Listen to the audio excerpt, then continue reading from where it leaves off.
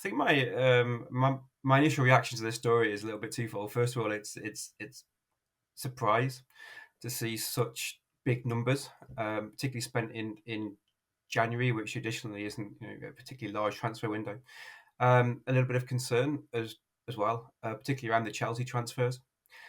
We've seen obviously them spend, depending on which source you look at, around about £300 million, and also on players on very long term contracts. Some up to eight and a half years, and the sort of surprising concerns comes from the risk that is being taken here, in order to sort of effectively stay within the financial rules. Also, with the Fernandez deal, it's sort of worth noting that players tend to be worth the most in their World Cup year. So you tend to pay an inflated price for players who have had a good World Cup.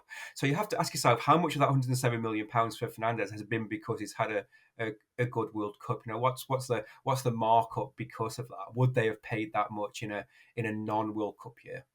Signing players on long term and spending this kind of money on players is not sustainable. But what we are seeing is an increase in TV revenues. The Premier League is extremely good at selling itself abroad. We've seen a record transfer deal in the US, for example.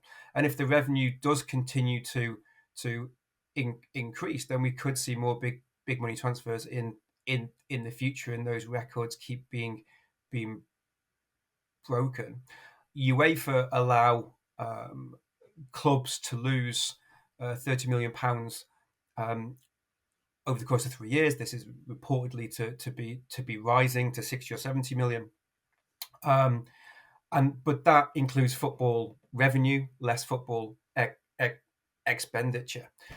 So if clubs are able to reduce or spread their expenditure over a longer period of time, then they may find ways around those rules. But it all comes back to that level of risk that we see, which is tied to these long-term contracts that's allowing them to spread the money over a longer period of time.